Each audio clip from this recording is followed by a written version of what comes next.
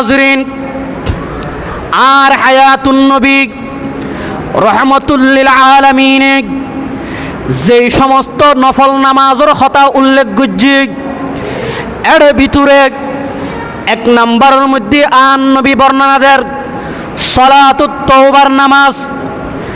সলাতুত তওবা মানে হনুগ্য বান্দা অনর গুনাহ গজ্জি, পাপ গজ্জি, অন্যায় গজ্জি গরনের পরে এখন ওই মানসিক আল্লাহর দরবারত গুনাহ ক্ষমা চাইবুক, আল্লাহর দরবারত প্রার্থনা করিবুক।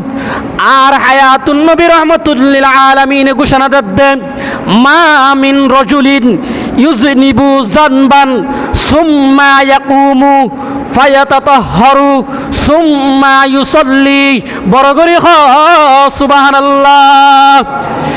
আর হায়াতুন নবী রহমতুল লিল আলামিন ঘোষণা দেন, আর হন উম্মত যদি গুনাহ গরনের পরে পাক পবিত্র ইরে অনর সুন্দরভাবে সুম্মা ইউসাল্লি আল্লাহর দরবারত 2 রাকাত নামাজ পড়ে, নফল নামাজ পড়ে, অতঃপর সুম্মা ইস্তাগফিরুল্লাহ আল্লাহ তুন ক্ষমা প্রার্থনা করে, আল্লাহ তুন ক্ষমা চাই, আল্লাহ তুন গুনাহ মাফ চাই।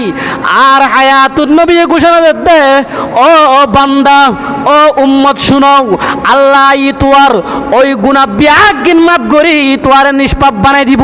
বড় করি সুবহানাল্লাহ।